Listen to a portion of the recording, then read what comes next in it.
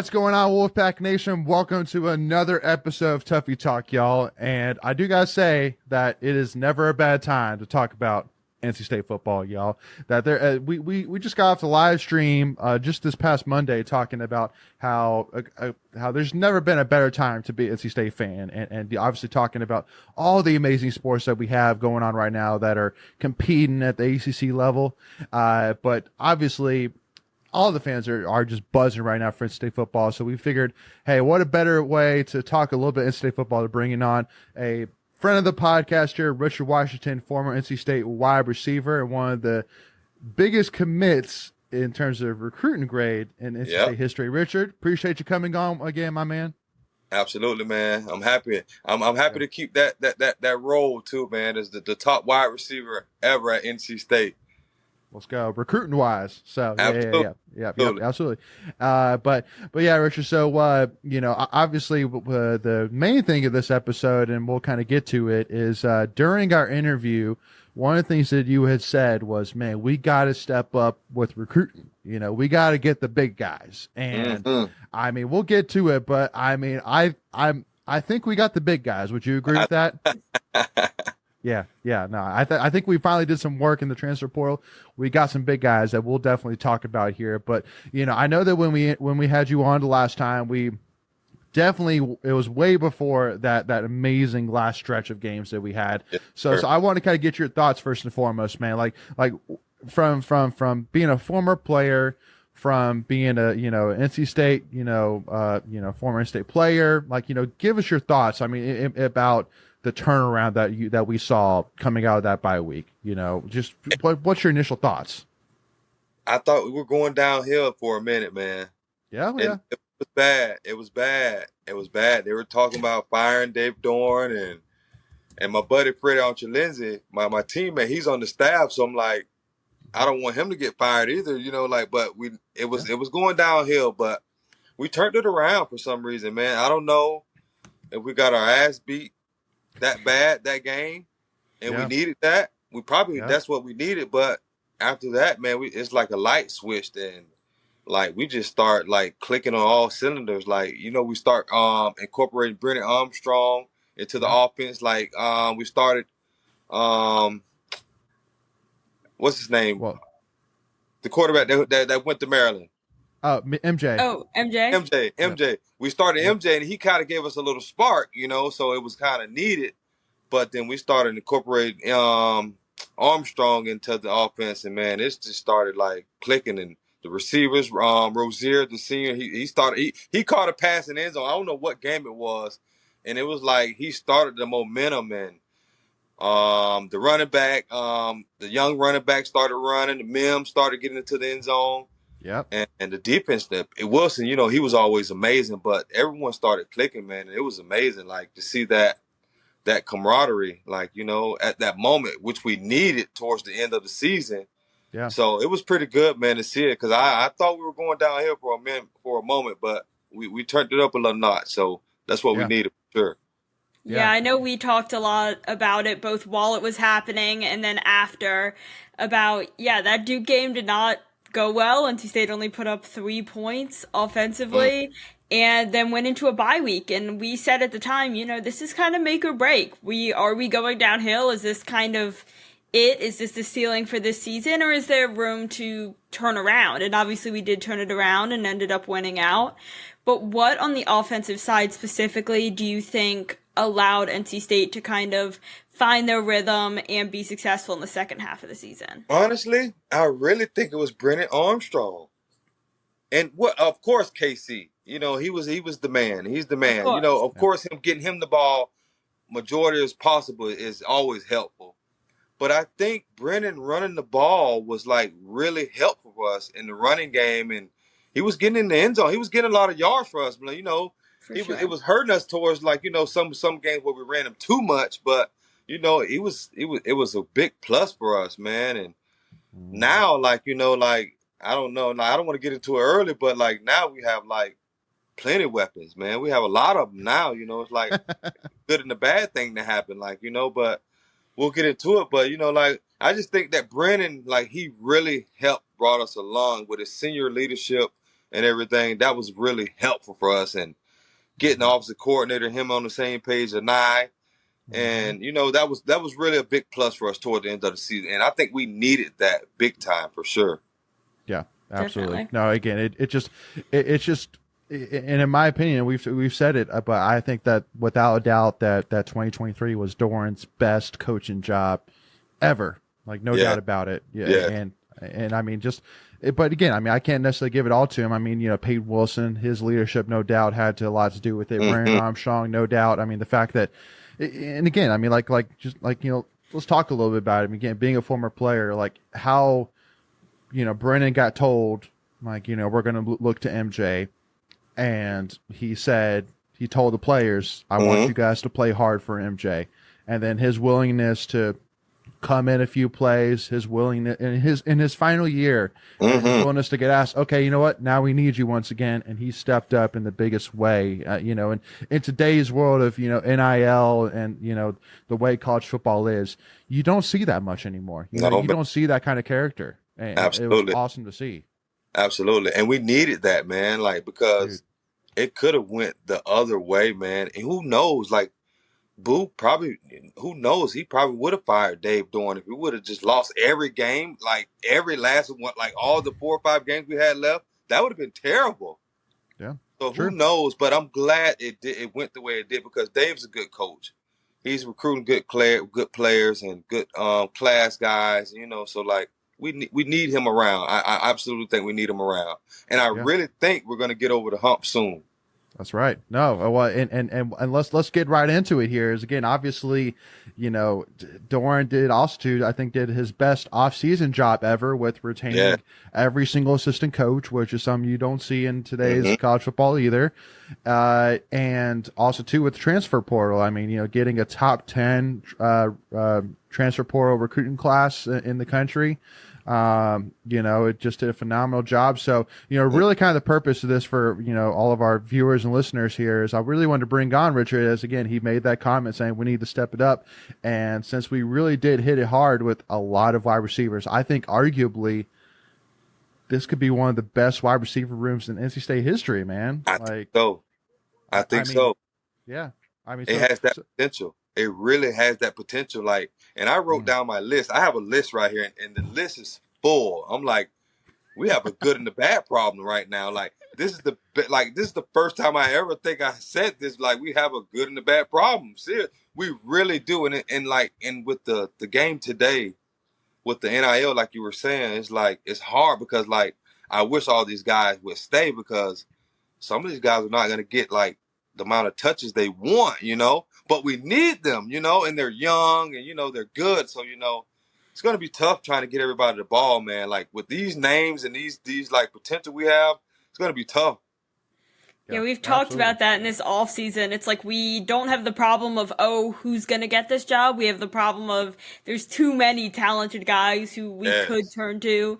And I guess that's a nice problem to have. Someone gets hurt, things happen. Someone's not necessarily playing in a way that works for our team. We have other people to turn to. But who, wide receiver wise, are you particularly excited about? Of course, KC. But listen, it's a couple. Anderson for sure. Terrell Anderson for sure. Really? Jonathan Paylor. He's explosive. But I don't know if we're going to put him at running back or receiver. I don't know. I don't know yet. Yeah. Because he can play a different variety of positions. He came in as an athlete, but because I seen him on film as a running back, and he's just as good as he is a wide receiver. So you never know. Jameer Boston, you never know about him. He's a low 3-star guy. He wasn't a high 4-star guy like the other guys. Zachary, the Zachary kid, I heard a lot about him. Who else I got on this? We got, of course, a transfer with Rogers. He's going to be big time. He's been acclimated with an Ohio State system, so he's been around the program to know like how to run routes, how to be disciplined, how to get ready for the games and stuff. So that's going to be important. He should have came to NC State from the get-go, but that's another day for another day. Yeah.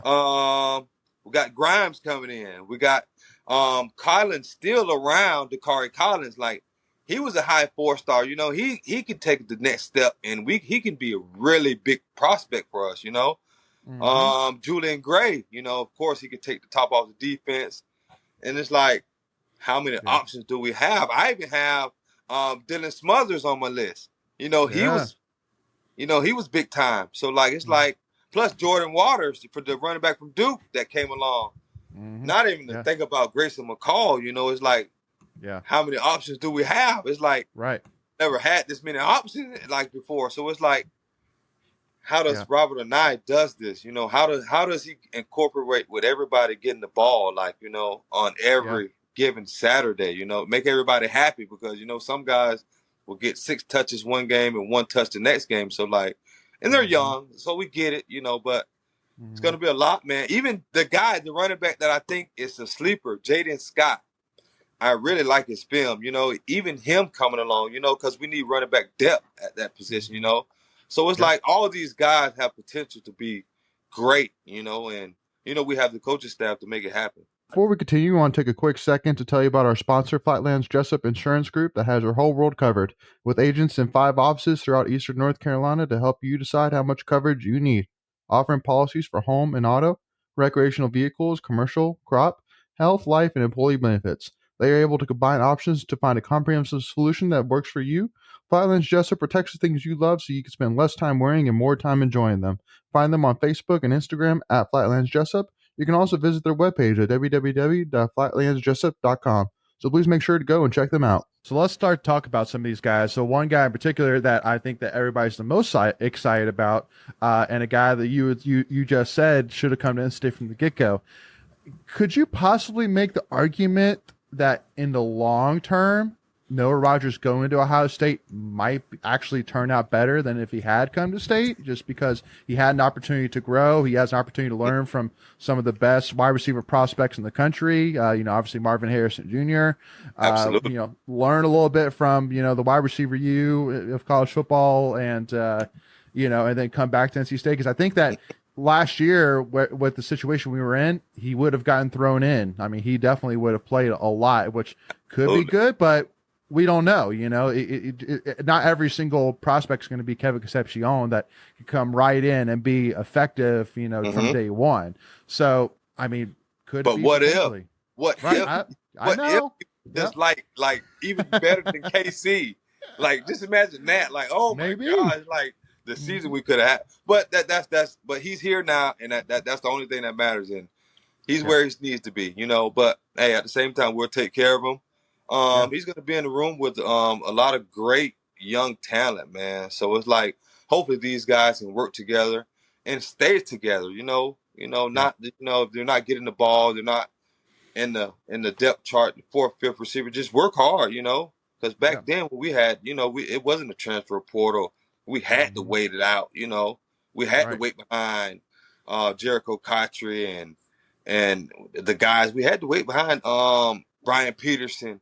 I had to wait. So it's so it was a thing. But hopefully these guys can wait around and, wait their turn, and hopefully they, we all can contribute to something simpler. But kind of talk to me a little bit about Rogers in terms of, have you been able to watch any of his highlights or anything like that? No, not really, man. Not really. Okay. Not much. You got to. Even in practice. But I want to see some of his film at Ohio State. I want to see how much he matured along as a freshman. Because that's what I really want to see. And, nowadays, now since spring, you don't get to see them. They're not running routes. They're just working out and stuff. So it's hard to get a good grasp on what he's like. What is he really like? Is he really good like everybody says? So I really want to see myself. Yeah, I think it'll be interesting to see, especially because, like Leighton said, he's coming from one of these top universities, We can say, oh, he should have been at State all along, but playing behind guys at Ohio State for a year and kind of seeing that environment, it'll be interesting to see what he does here. And we were talking about semi-local guys who, maybe should have come to State to begin with. And I know another person that people are excited about is Wesley Grimes. He's a Raleigh native, went to Millbrook High School, and is now transferring from Wake Forest. What have you seen from him, and how do you think he's going to fit in? He's going to actually fit good. He's played in the ACC already, so that's a plus already. Exactly. He knows how to beat defenses. He knows how to go through the depth chart and read what cornerbacks read tendencies. He knows all those things. So that's a big plus for us, especially sure. with Grayson McCall at quarterback. Having him as a veteran leader, that's the biggest thing, like what you need in college football, I think. Having a quarterback that's a veteran, that's been through blitzes, been through all kinds of defenses, that's a really huge plus, man. And I think that's going to help us a lot along the season. Like it was with Brennan. Grayson's going to bring that because he can run a little bit, he can pass a lot. So, and another thing with Bailey, Cedric Bailey, he's really going to take a liking to Grayson along the way. Long as he's learning the concept of college football, he'll be fine. I just think he just has to learn a lot more. And you never know. He might have to get thrown in the fire where we need him, Yeah. Well, and one of the biggest questions when the news came out that Grayson McCall was committed was, is this just going to be our thing? You go from one, graduate, transfer, quarterback to the next. And I mean, kind of my answer is it kind of depends on your options, but yeah. With a guy like Grayson McCall, with his experience, with his dual threat capabilities, he's just a perfect, he's a perfect quarterback for a nice system.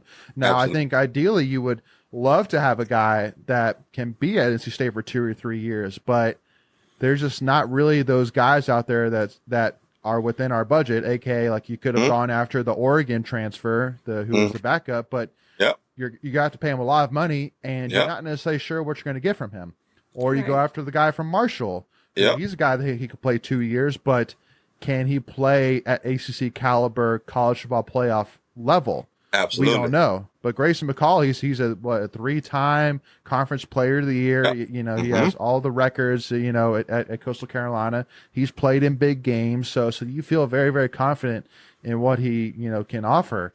But I mean, would you kind of agree with my take? It just kind of depends on the situation, or do you think the next guy needs to be a 2 or 3 year guy? I'm iffy about that, man. Because I don't know if I really like. It's a plus because they're veterans. They've been through the storm. Right. But I don't know if I want to keep doing that every year. Right. I really don't. And it hurts like players like Cedric Bailey. Because we're bringing in somebody else every year above him, even though he could be a good player, but he hasn't been on the field enough to know if we can do the job or not. So it's like it's a give and a take, man. And I don't know. I'm iffy about that. I'm iffy about it. I like the way it happened for us this year, for sure. Yeah, for sure. Yeah. But I don't know. I'm iffy about it. Because it hurts the high school kids, man. It really does. It really does. So. Yep. Yeah, it definitely worked out for us last year. Again, Grayson was a 3-time Conference Player of the Year. He's a North Carolina native, brings a bunch of accolades and also a sense of leadership to State. But you were talking about these young wide receivers and hoping that people stay and wait it out and wait their turn and continue to develop at State. What do you think the turnover in quarterbacks year to year is doing to those guys? See, and that's a big thing too, Good thing we have Cedric Bailey, and I think we got Lex Thomas. Listen, don't sleep on Lex Thomas. Don't sleep on him. He throws a great ball. And he's been in the system. So, and you never know, we might need him too. But long as those young guys stick around with Lex and Cedric, they'll be fine. Just stick around, develop that camaraderie with the guys, throwing after practice. And I think those young guys will stick around. If we have a big year and we win the ACC championship, that's going to be huge for those guys because that's just going to boost their morale even more, And so I just think if they stick around and they just build together and see what we're building, and once we win this first ACC championship, they'll see that, the sky's the limit, So it's coming. It's coming. And listen, I read an article the other day. I forgot what website it was on. It was like the top 10 early predictions about schools that can overcome the hump. And they said NC State we're going to win our first ACC championship this year. And it was just the predictions and everything, but it was like finally we get over the hump. We had the big transfer portal recruits. We had the big freshman class. So they said finally, and I was like, it had a big smile on my face, man, because I really truly believe that it can happen. It really can happen. Yeah. Going to Tennessee is going to be tough. If we can beat Tennessee in Knoxville, Tennessee, Well, it's not in Knoxville. It's in It's Charlotte. in It's Charlotte, Charlotte. North Carolina, so it's neutral neutral. site. That's even better. That's even better. Because we get a little home field advantage. But if we can still beat Tennessee, which is a big conference game, man, SEC chance to beat a team like that, man, the sky's the limit, man, for sure. Yeah, I know we've talked about that on the podcast about how do you go from, thinking your team had a great season and did great for who they are to being one of these football dynasty schools, one of these big schools that you expect to thrive in football every year, that have a lot of, market value. A lot of them are SEC schools, and I think beating Tennessee would be a big step in that, especially because it is a neutral ground, but it is in North Carolina. I think it'll pull together a big crowd and kind of show people what NC State football is really about, especially as we're coming off such a great transfer and freshman class coming in. Absolutely. I think this is our chance. I think this is our moment. This is our big moment. Because we get Tennessee, man. How often we get these big schools like that, Right. on our own stomping ground in our own state, So we have to take advantage of this stuff. We have to. Agreed. Yeah. No, again, I mean, the schedule's, one of the easiest in the country, overall. And I mean, because even a game like Tennessee is a game that, you can lose. And I mean, if you have a great ACC year and, if you can go 10-2, 11-1, you're right there in the college football playoff conversation now with it expanding to 12 teams. So, and if you win the ACC, you're guaranteed in. So that's not a guarantee. Is it not? Well, now it is because of 12 teams. Now it is. We see what happened to Florida State last year. Well, but now it's a 5-7. Yeah, exactly. so now the Power 5 champions are guaranteed. So that's a news change today. I seen that. We better get in if we win the ACC championship. Well, now you are, yeah. So, how do you feel about? Oh, sorry, Leighton. How do you feel about that expansion? About the chance to go from 4 teams to 12 in terms of expanding what NC State football is and what it can be. I love it because you never know what can happen. You never know if we're in second place in ACC and we're 11-2 or 10-2, and we get that actual 12th spot, because we beat teams along the way that were ranked or whatever, whatever the case may be. We laid an egg somewhere, but we beat Tennessee, we beat Clemson, but something happened along the way, so we need that. But I agree with it. I absolutely love it, man. The 4 teams is too. It was the same teams every time. Yeah, same teams. It got kind of boring, So, and I don't like complacent. Like Chuck Amato told me, don't never get complacent, and I got complacent with it. So, but I really think we can get in that 12 if we just gotta just right the ship, listen to Dorn, listen to assistant coaches, do the right thing, listen to your teachers, go to class. No one's out past 12 o'clock. All the little things like that, then we'll be successful. That's right. So with that being said, Wolfpack Nation, we're going to take a pause right there as we'll pick up in part 2, specifically talking about one guy in Kevin Concepcion that I think that every State fan is screaming through the phone saying, talk about KC. And so we'll definitely talk a lot about him in part 2. So to make sure you do not miss out on that, make sure to hit that subscribe button, hit that notification bell. If you enjoyed this conversation, hit that like button. Make sure to give us a follow on all of our social media on Twitter, Instagram, and TikTok at Tuffy Talk Now. And make sure to go give our guy Rich Washington as well a follow on Twitter at rwashingtonnCST. Make sure to go give him a follow there. But with that being said, Wolfpack Nation, we'll see y'all for part 2. Go Pack, y'all.